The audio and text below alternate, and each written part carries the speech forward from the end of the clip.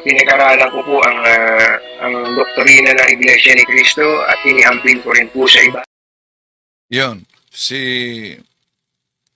Katunying Taberna, isang mamahayag, broadcaster, na ayon sa kaniya, Pinag-aralan ko po ang doktrina ng Iglesia ni Cristo at inihambing ko rin po sa iba. pinag-aralan daw niya ang doktrina ng Iglesia ni Cristo at ito'y ipinaghambing niya sa iba. Ang tanong, bilang isang broadcaster, di po ba sa broadcasting, meron tayong tinatawag na investigative journalism.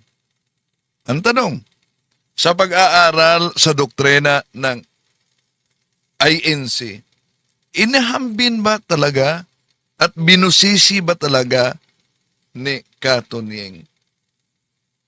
Dahil alam naman natin na sa iba't ibang paraan pwede tayong mabiktima sa pandaraya.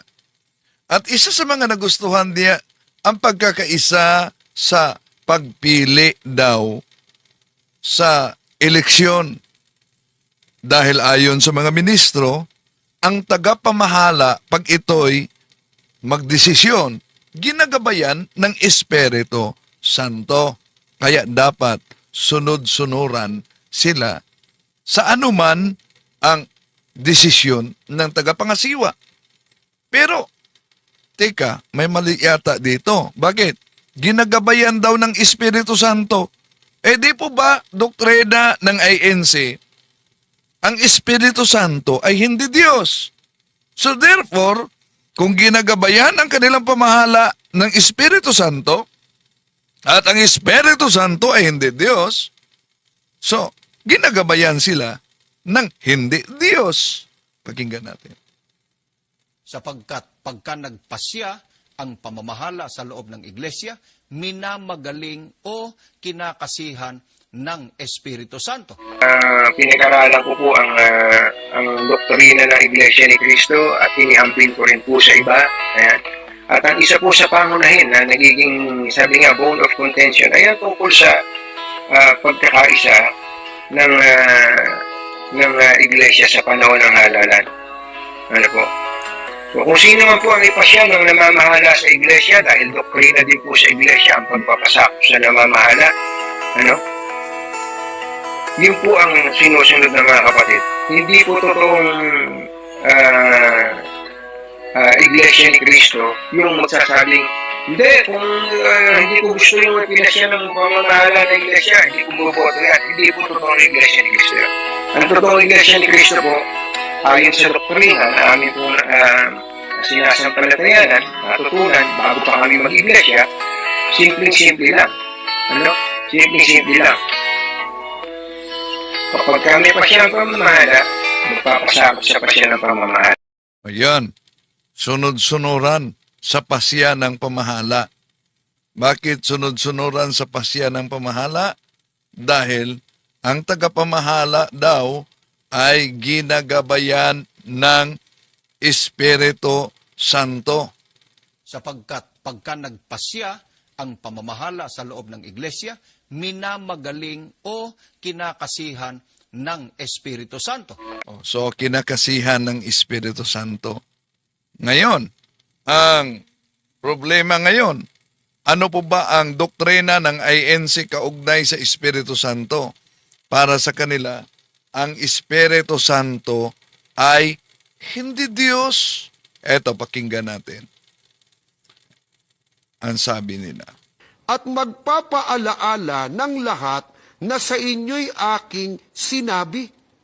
Ang Espiritu Santo ay isinusugo ng ating Panginoon Diyos.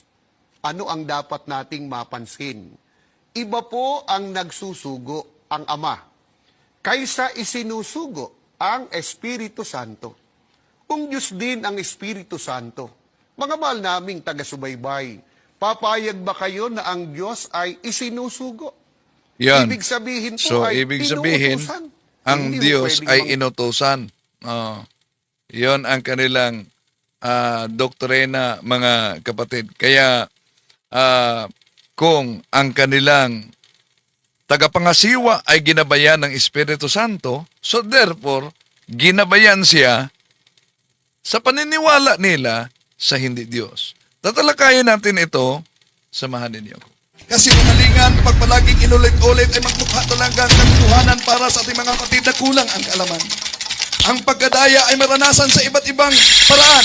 Pero napakasakit pag madaya tayo sa pananampalataya. Dahil nanganib pati ang ating kaluluwa. Viva Cristo Rey! Pro Dio et Ecclesia! Kumusta? Welcome. Itong inyong lingkod, Brad Wendell Talibong, muling magkasama ninyo sa pagkakataong ito. At sa lahat natin mga suking taga-subaybay, welcome po. At inanyayahan natin, huwag kalimutang pindutin ang like sa ating live at huwag ding kalimutang mag-subscribe kung bago ka lang at pindutin ang bell button para updated kayo, mag-comment at i-share ninyo. Kumusta sa lahat natin mga suking taga-subaybay? Welcome. At acknowledge muna natin ang mga pumasok ngayon sa ating comment section. Si Gloria Soroan, si Danilo Bermejo, sa General Santos, si Cara the Great, sa Murong Rizal, Muslim Islam, si Rinaldo Sumuok, Car the Great, si Ginebeth Lagrimas, ayon kay Mua Miatal, basta yung mga Katoliko, kayo-kayo rin ang nag-aaway, walang pagkakaisa sa mga mangunguna sa inyo. O, yun. Kung kaanib ka sa muwa sa Islam, di mo ba ang Islam hati-hati sa iba't ibang sikta din? Kung kaanib ka sa Iglesia ni Cristo, di po ba mga ministro ni Felix Manalo humihiwalay, nagtatag din ng kanilang sariling sikta hanggang umabot na sa Iglesia sa Diyos, haligi at suhay ng katotohanan, sila si Teofilo Ora. Pero kung kaanib ka sa Iglesia ni Cristo, di mo ba alam ano nangyayari sa loob? Kahit nga ang kapatid ni kapatid mismo sa tagapangasiwa ngayon, ano nangyari? Di mo ba tinitiwalag? Oh. Pero punta muna tayo sa argumento nitong mga ministro ni Felix Manalo. No? Una, ginagabayan daw ang kanilang tagapangasiwa ng Espiritu Santo. At sa doktrina nila, ang Espiritu Santo ay hindi Diyos. O, tingnan niyo. Sinong sinusuportahan ng Iglesia ni Manalo sa eleksyon panahon ni Duterte? Si Duterte. Tanong, gabay ba yun ng Espiritu Santo? Alam ba ng Espiritu Santo gumagamay sa tagapangasiwa nila na yon ang mangyari nung uupo si Duterte at pagkatapos na uupo si Duterte ay huhulihin siya at ikukulong doon sa ICC. Yun po ba ang direksyon ng kanilang Espiritu Santo? Di lang yan. Sa eleksyon, tandem nila ni VP Sara at Bongbong. Di po ba ang desisyon ng tagapangasiwa nila sa Iglesia ni Kristong Tatag ni Felix Manalo ang sinusuportahan dahil ginagabayan daw ng Espiritu Santo na para sa kanilang doktrina, ang Espiritu Santo ay hindi Diyos. Oh. Alam ba ng gumagamay na Espiritu Santo na ito ang mangyari ngayon sa kasalukuyan? Na grabing away-away, lalo na sa mga sinusuportahan nitong grupo sa INC. Di ba? Sabi ni Miatal, kaya mga magulo ang Pilipinas dahil sa mga pinagagawa ninyo. May rally doon sa Baguio, Pare Madre, na naman ang nandun, nasa kapayapaan ba?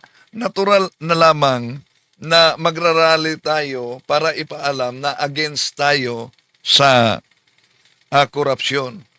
At hindi snap election ang kailangan ngayon, kundi dapat managot itong mga buaya na nasa pwesto.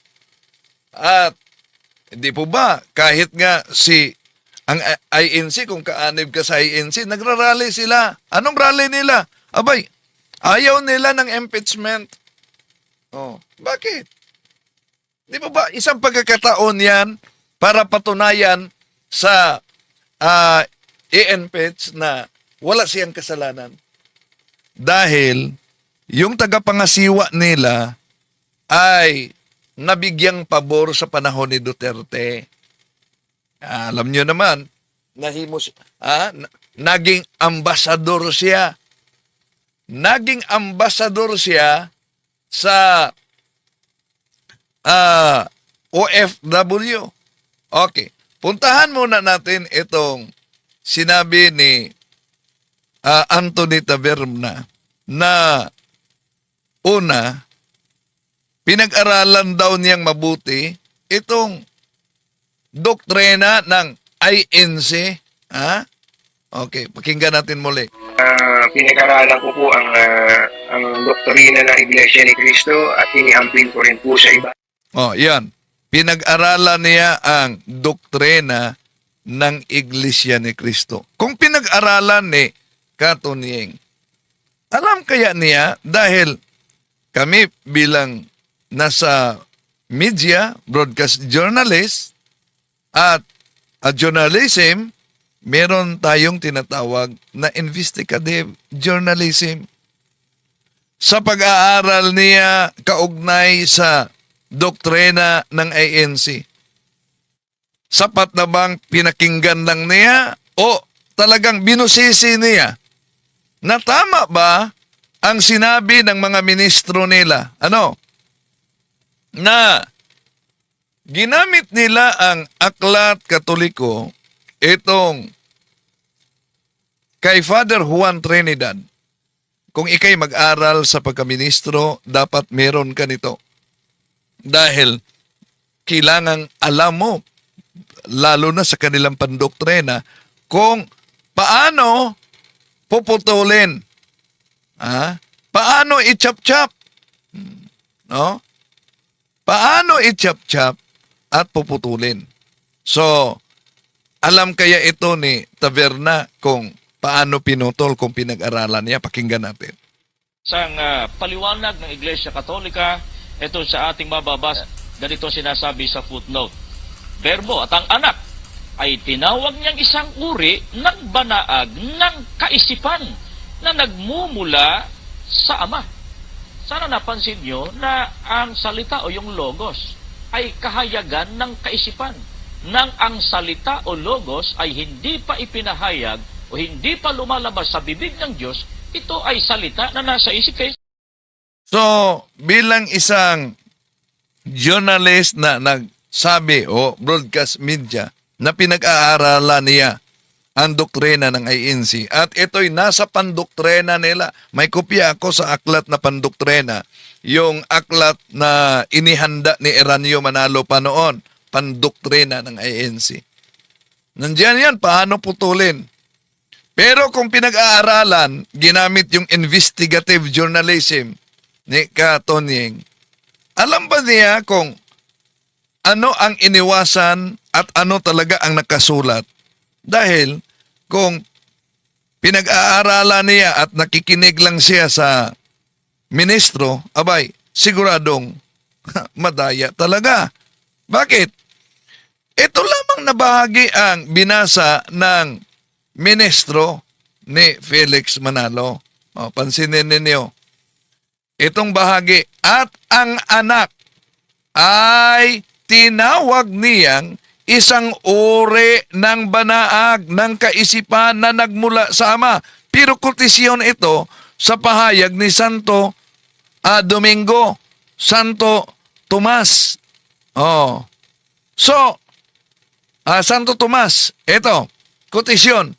Wala namang Santo Tomas ang INC. Pero, ang iniwasan nila dito, dahil gusto nilang ipalitaw na dahil sa kotisyong ito, ang anak ay tinatawag niyang isang uri ng banaag ng kaisipan na nagmula sa Ama. Therefore, sa kanilang doktrina, si Kristo ay hindi Diyos. Pero tingnan niyo ang iniwasan. Ginagamit ni San Juan ang pananalitang verbo upang maipakilala niya ang walang hanggang pagka-Diyos ni Jesus. Yan. Ang tanong, totoo bang pinag-aaralan ni Katunying ang doktrina? Alam kaya niya yan paano pinutol? Anong sabi niya? Pinag-aralan ko po ang doktrina ng Iglesia ni Cristo at inihambing ko rin po sa iba. Oh, yan. Pinag-aralan ang doktrina ng Iglesia ni Cristo at inihambing sa iba. Ngayon, meron pang aklat katoliko, mahilig talaga kasi ito sila sa aklat katoliko na pinagputol-putol. Ito. Para lang palitawin na ang otoridad katoliko inaamin na ang ating Panginoon Jesucristo ay hindi Diyos. Kaya, ginagamit nila, pero pinutol. At sa isa pang aklat na pinamagatang ang kabanal-banalang isang tatlo, ang Diyos ng mga Kristiyano, sa pahina 32 ay ganito rin ang ating mababasa.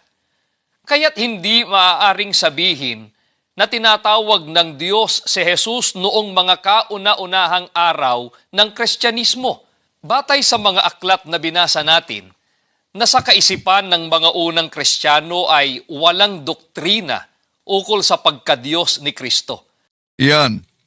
Otoridad Katoliko, ang gusto nilang ipalitaw na inaamin yan sa otoridad Katoliko, ang kabanal-banalang isang tatlo ang Diyos ng mga Kristiyano. Ang tanong, dahil ginagamit nila ito, ibig ba sabihin, yung sinabi ni Katunying na pinag-aralan niya ang Iglesia ni Cristo, talaga bang ginamit niya ang kanyang pagka-broadcaster sa pag-aaral nito? Nakinig lang ba siya sa ministro? O talagang binasa niya ang nakasulat kung saan may sinipi ang ministro? Dahil gusto nilang ipalitaw sa kanilang telebisyon, sa kanilang programa, sa kanilang pasugo, na sa pamamagitan ng aklat na ito, ang kabanal-banalang isang tatlo, ang Diyos ng mga Kristiyano, ay inaangkin ng otoridad na hindi pinaniwala ang Diyos si Kristo noong panahon ng mga apostol. Pero alam niyo ba, ito po ang nakasulat sa naturang aklat na binasa nila. Ito ang bahagi na binasa. Kaya't hindi maaaring sabihin na tinatawag ng Diyos si Jesus noong mga kauna-unahang araw ng Kristiyano. Pero may pinutol sila. No? Ano yung pinutol nila? Una, ang mga sinulat ni Juan at ng kaniyang mga kasamahan ay nagbibigay ng mga halimbawa ng paggamit ng titulong Diyos para kay Jesus. Napansin nyo ba kung paano pinutol ng mga ministro ang aklat na ito? Gayon man, alam din natin na ang mga sinulat na ito ay nagmula lamang noong mga taong 90 Anno Domini. Kung itatakda natin ang panahon ng bagong tipan, buwat ng taong 30 Anno Domini hanggang sa taong 120 Anno Domini. Maliwanag na ang pagtawag kay Hesus bilang Diyos ay bahagi ng ikalawang kalahati ng mga taong ito. At hindi lang, ito pa, ang iniwasan nila, kumuha lang sila ng kapiraso para gustong ipalitaw na ang otoridad katoliko mismo nagpatunay na hindi Diyos si Kristo. Ito, si Jesus ang Panginoon. Sa pahayag na ito, ibinibigay ng mga unang Kristiyano kay Jesus ang titulong Kyrios na ayon sa binabanggit na natin na siyang saling ginagamit ng Septuaginta para sa pangalan ng Diyos ni Yahweh o Adonai. Nagkaroon ng utay-utay na pag-unlad ang pag-unawa sa pagiging Diyos ni Jesus at sa paggamit ng titulong Diyos para sa Kanya. So, napansin niyo mga kapatid, kung talagang pinag-aralan ni Katunyeng ang doktrina ng INC. So ang tanong, alam kaya niya yon na bahagi sa doktrina ng INC yung pagputol-putol sa mga aklat Katoliko? Alam kaya niya yon? At maliban dyan ng mga kapatid, pag maibunyag natin ang kanilang mga kamalian, abay, grabe ang sa mga kaanib dito, grabe ang pamimersonal. No, grabe talaga pamimersonal. At nauna naman sigurong naipakita natin sa inyo. Ngayon, alam kaya ni Katunyeng kung pinag-aaralan niya ang doktrina ng INC na ang mga aklat na ginagamit ng mga ministro, pinagputol-putol, pinagchap-chap, pinagputol-putol, pinagchap-chap. Asan yun? Sandali Itong aklat na ito, ginagamit ito ni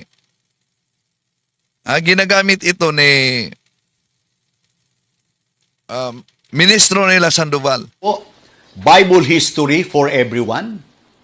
Yan. Ayan po. Father Atanasio Danieletti. Yan po ay sa St. Paul Publications, Pasay Metro Manila. Ano sinasabi ng pare ng simbahang Katoliko? Ito po sabi niya. Yung unahang bahagi po, yan yung mismong nilalaman. Pero babasahin ko na po sa wikang Pilipino. May translation po dyan. Ang daong Ninue ay isang dakilang sagisag ng Iglesia ni Kristo.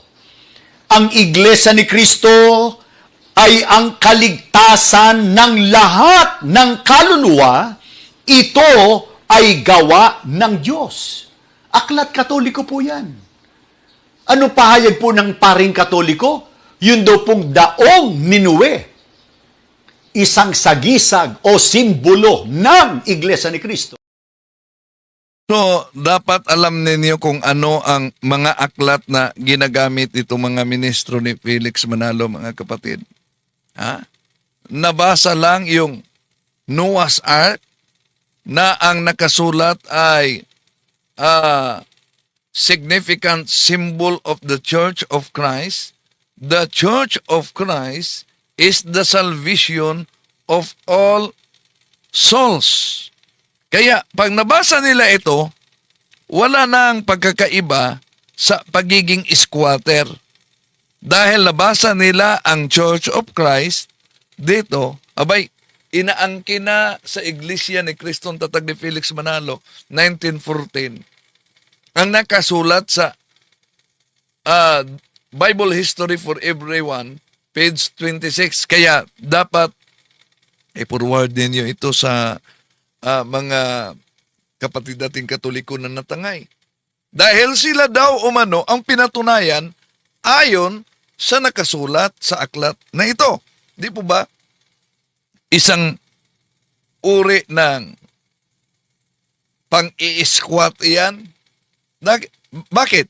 Sila nga ba ang tinutukoy na Iglesia ni Cristo o Church of Christ na nabasa sa pahina 29 sa naturang aklat? Hindi. Bakit? Dahil kung babasahin natin ang nakasulat sa pahina 29, mga kapatid, kung ituloy pangbasa, dito mabasa natin na una, hindi naglaho sa kasaysayan, hindi natalikod, hindi nalipol ang iglesyang tatag ng ating Panginoon Jesucristo. Tanong, turo ba ng iglesia ni Kristong tatag ni Felix Manalo na hindi nalilipol, hindi naglalaho, hindi natalikod ang tunay na iglesia? Hindi. Kabaliktaran ang turo ni Felix Manalo. At kung basahin natin ang sinipi ng ministro na may mabasa diyang San Agustin, ang tanong, yung San Agustin, may San Agustin ba ang Iglesia ni Kristong tatag ni Felix Manalo? Wala. Si San Agustin ba'y membro sa Iglesia ni Kristong tatag ni Felix Manalo? Hindi. Sino po ba si San Agustin? Siya po'y isang Katoliko, hindi Iglesia ni Kristong tatag ni Felix Manalo. Sino po ba ang Iglesia ni Kristong tinutukoy sa aklat na ito na ginagamit ng mga ministro ni Felix Manalo? Walang iba, kundi ang Iglesia Katolika. Ang Iglesia Katolika at hindi ang Iglesyang tatag ni Felix Manalo. Dahil kung sisilipin natin ang pahina 225, ito po ang nakasulat.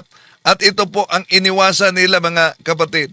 Tingnan nyo ang nakasulat sa naturang aklat na mabasa natin. The Holy Roman Catholic Church is the Church of Christ. She alone claims and possesses St. Peter as her visible head. Kaya dito pa lang, mali na ang sinabi ng mga mangangaral sa INC na hindi, tinaklikuran ng simbahang Katoliko ang pangalan na Iglesia ni Cristo. Pero, tanong mga kapatid, alam nyo ba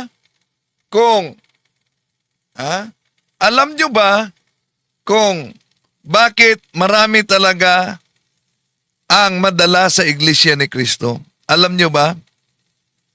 Dahil maliban na ginagamit nila ang mga aklat Katoliko, yun, diyan sila kumukuha ng mga kaanib.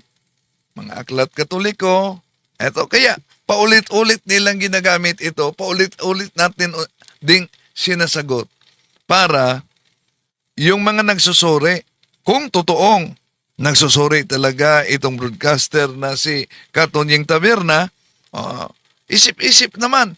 Ito, ginagamit ng kanilang mga mangangaral. Pangalan nung iglesyang itinayo ng ating Panginoong Hesukristo, Iglesia Katolika Apostolika Romana ba o Iglesia ni Cristo? Bakit hindi natin pasagutin mismo ang kanilang aklat? Pinamagatang The Papal Encyclicals. Ito po ay aklat Katoliko. Meron po itong Nihil Obstat, John A. Goodwin, Censor Librorum. Meron din siyang Imprimatur. Itong si Francis Cardinal Spellman, Archbishop of New York. Kapag ka po ang isang libro, merong Nihil Obstat, Censor Librorum, Imprimatur, nangangahulugan na ang nilalaman po ng aklat na ito ay hindi tinututulan ng simbahang Katolika maging ng kanilang Santo Papa. pinayagan ng simbahang Katolika na maipalabas at maipabasa at hindi sila tumututol na alinman sa nilalaman nito nagsasabi talaga ng totoo. Hindi sila tutol doon.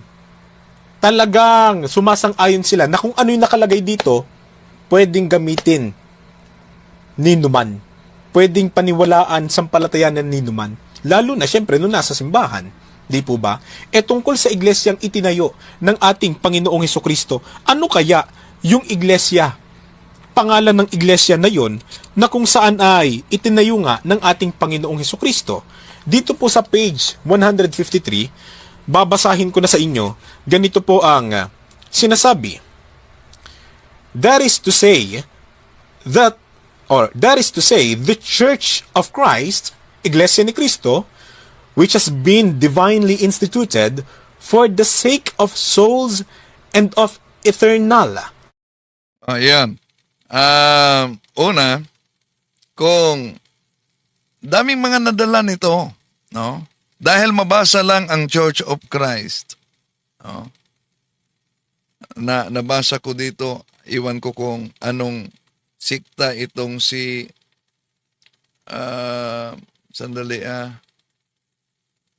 si Rodolph Kenneth Reyes. Ambot sa inyo, pati mga relihiyon pinag-away-away, no?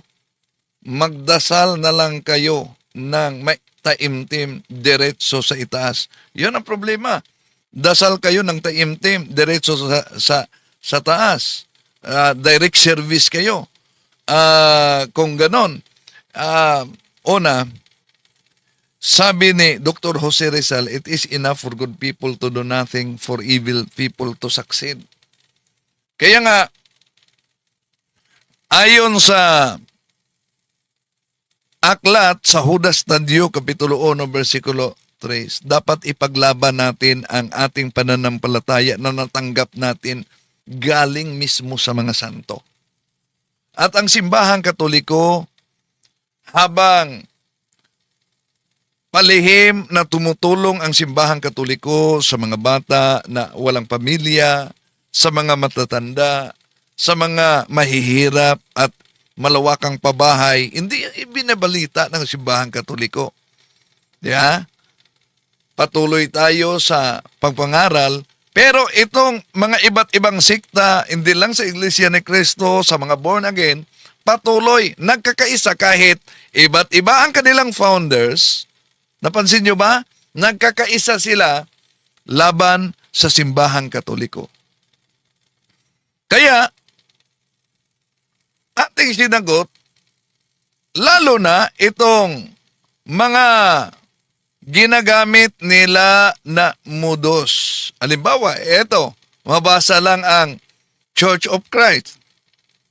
Dahil Church of Christ ang mabasa, ibig ba sabihin, ang inaniba na ni Felix Manalo, ang tinatag na ni Felix Manalo? Hindi, dahil malinaw ang nakasulat kung ituloy lang.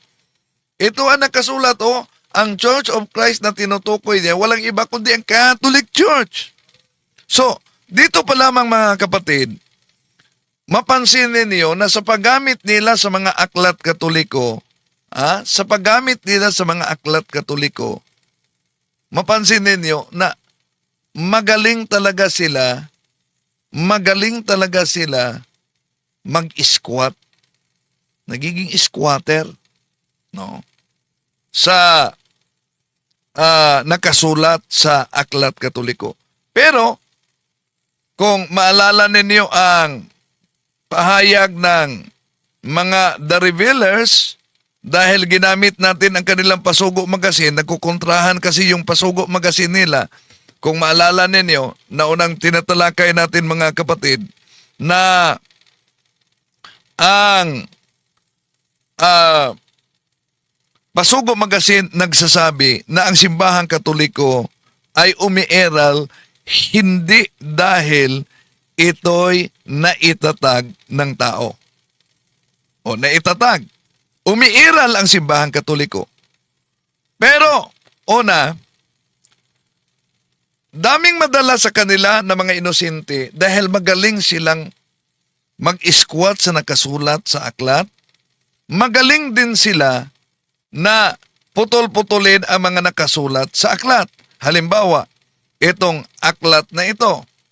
Kaya ito alamin natin, Kuya Robin, paano po ba inamin ng Iglesia Katolika na yung pangalan nila, pangalan ng simbahan nilang Iglesia Katolika, Apostolika Romana, ay hindi po galing sa Panginoong Jesucristo? At ano po ang kanilang pagmamatuwid tungkol sa bagay na yan? Basahin po natin, yan yung aklat na pinapakita po ninyo na pinamagatang ang Iglesia ni Cristo at iba't ibang sektang protestante, na yan po ay sinulat ni Juan Trinidad na isang paring Hiswita. Sa pahina 25, ganito pong mababasa natin.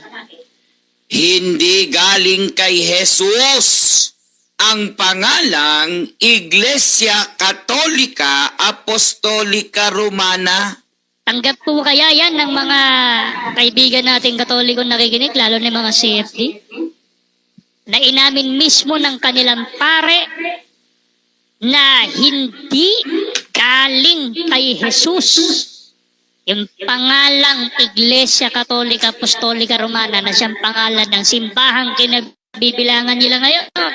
Yan, inamin daw ng pare. Ngayon, pag sasagutin natin ito, lalo na iba nag-react, sabi nila na ba't pinag-away-away umano? Dahil, una, di naman tayo nag-aaway, kundi atin lang isinapubliko yung matagal na nilang panlingla. Imagine, inaamin daw ng otoridad Katoliko na hindi galing kay Kristo ang Santa Iglesia Apostolika Katolika Romana. Pero, mga kapatid, dapat ninyong pagtuunan ng pansin, yung nakasulat na yan, hindi iyon pag-amin ng pare, kundi sinipi ng pare ang aral ng INC at sinagot niya. Ang ginawa nitong mga ngaral ng INC, lalo na sa The Reverers, alam niyo, ang ginawa nila ay kinuha lamang yung pahayag at tindig ng INC at kung wala kayong aklat na ganito, siguradong madaya kayo. Dahil, sabi nila, kita niyo, pinatunayan mismo at inaamin ng paring Katoliko. At alam nyo, mahirap na hanapin ang mga aklat na ito. Pero, bawat ministro at mga nag-aaral sa pagkaministro, kailangan merong ganito na aklat. Dahil, kailangan kabisado nila, lalo na yung napakinggan ninyo, na binasa, na nabasa lang yung tindig ng mga ngaral ng INC, gusto na nilang ipalitaw, kaya isang uring panlilingla, mga kapatid. Isang deception. Gusto nilang ipalitaw na ang pari mismo ang umamin. Pero, tingnan niyo, pahina 24 simula natin, ang binasa nila pahina 25. Ito po ang nakasulat, mga kapatid. Tingnan nyo, paragraph 7. Kaya nga ang dalawang malaking dahilan ng mga guro ng Iglesia ni Cristo laban sa Iglesia Katolika Romana ay nauwi sa, ang una, hindi galing kay Jesus ang pangalang Papa. Ang pangalawa, ito na sa 25, hindi galing kay Jesus ang pangalang Iglesia Apostolika Katolika Romana. Ngunit, gaya ng sabi nga English, eros by any other name will be sweet still. Hindi ang pangalan ang dapat pagtalunan, kundi ang katotohanan. Galing kay Jesus ang tungkulin ng Papa. Galing kay Jesus, itinatag ni Jesus ang Iglesia na ngayon tinatawag na Iglesia Apostolika Katolika Romana. Yun ang nakasulat sa aklat na ito. Pero, pagdating sa mga ministro ni Felix Manalo at sa The Revealers, paano nila minadjek? Kaya ito alamin natin, Kuya Robin, paano po ba inamin ng Iglesia Katolika na yung pangalan nila, pangalan ng simbahan nilang Iglesia Katolika, Apostolika Romana, ay hindi po galing sa Panginoong Jesucristo. At ano po ang kanilang pagmamatuwid tungkol sa bagay na yan? Basahin po natin, yan yung aklat na pinapakita po ninyo na pinamagatang ang Iglesia ni Cristo at iba't ibang sektang protestante, na yan po ay sinulat ni Juan Trinidad, na isang paring Hiswita. Sa pahina 25, ganito pong mababasa natin. Hindi galing kay Jesus ang pangalang Iglesia Katolika Apostolika Romana. Tanggap po kaya yan ng mga kaibigan nating Katolikong nakikinig, lalo na mga CFD, na inamin mismo ng kanilang pare na hindi galing kay Jesus yung pangalang Iglesia Katolika Apostolika Romana na siyang pangalan ng simbahang kinabibilangan nila ngayon. Kaya talagang hindi po Kristiyano sa pangalan pa lang yung Iglesia Katolika. Yan, mga kapatid, no? Dito, sinabi na ang Iglesia Katolika daw ay hindi Kristiyano. Well, tingnan natin ang aklat ni Felix Manalo. Parang di yata nila alam ang aklat ni Felix Manalo. Yung sulo. Bago yan, Pero napansin ninyo, yung pahayag ng mga ministro, sinagot ni Father Juan Trinidad sa aklat na ito. Pero nang napasa kamay ng INC, abay, gusto nilang ipalitaw na opisyal na pahayag ng pare. Kaya, pandaraya o hindi? Sabi ni sabi ni Wilfredo Antonio, ob-ob, sulat, ob-ob daw? Sulat niyo, yan, tanggi pa ninyo? Di naman, itinanggi na sulat ng paring Katoliko yan. Pero isang pandaraya na yung sulat kung saan sinipi niya ang tindig ng INC at sinagot niya, yun lamang sinipi niya ang ikot ng mga mangangaral sa Iglesia ni Manalo at gustong ipalitaw na tindig ng pare at inaamin ng pare. Isang pandaraya yan. Kaya kung ikaw, kapatid na Wilfredo Antonio, kaanib ka sa INC, kung ang argumento mo, sulat ninyo yan, huwag niyong itanggi. Ano itong pahayag ng mga ministro, mga ngaral ninyo? Mali po ang pagkaunawa nitong si Talibong. At ang Iglesia Katolika bilang isang organisasyon o samahang pangrelihiyon, yan po ang organisasyon. Pagka sinusi pabalik, yan ang dating Iglesia ni Cristo. Yan ang dating Iglesia ni Cristo. Yan ang dating Iglesia ni Cristo. Hindi po totoo yan. Mali po ang pagkaunawa nitong si Talibong. Talaga pong ang Iglesia Katolika Apostolika Romana, talaga pong sa pasimula, yan ang Iglesia ni Cristo. Yan. Talaga pong sa pasimula, ang Iglesia Katolika, yun po ang unang Iglesia ni Cristo. Tanong, tanggap ba ninyo ang sabi mismo ni Sinita at ang sabi ng ministro na ang Iglesia Katolika ay siyang unang Iglesia ni Cristo?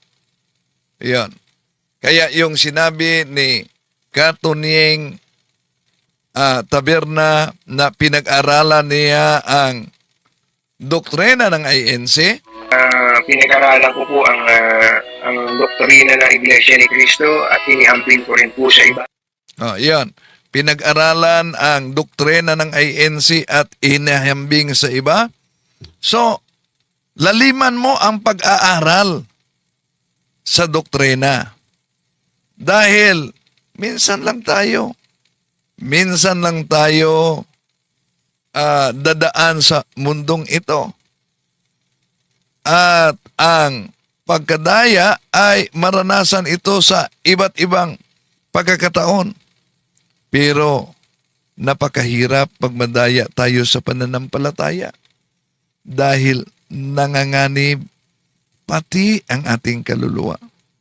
Pero pasalamat tayo dahil may mga nabuksan na ang isipan ng mga kapatid natin at dahil nabuksan ang kanilang isipan, galing sa INC, sila'y yumakap sa simbahang Katoliko. Sister Labelia Aquino. For 8 years, buong pamilya Iglesia ni Cristo. Pero buong pamilya bumalik sa simbahan. After sa panood ng nag-decide sila na babalik sa simbahan after manood sa debate. Buong pamilya bumalik. Wow! Milagro.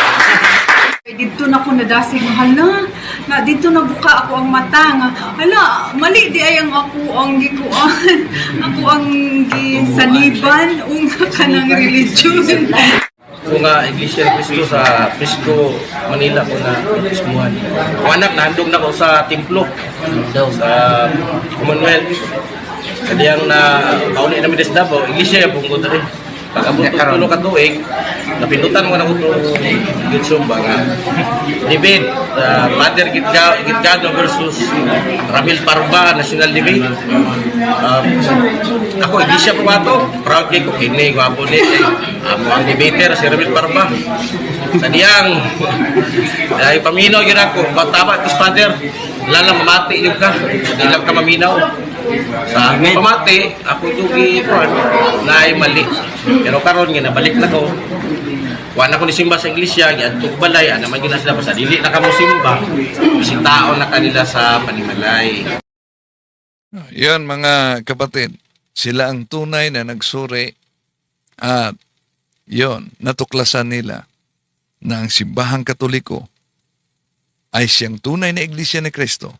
Kaya yung nagkunwaring Iglesia ni Cristo ay iniwanan nila. Maraming salamat po. Hanggang sa muli.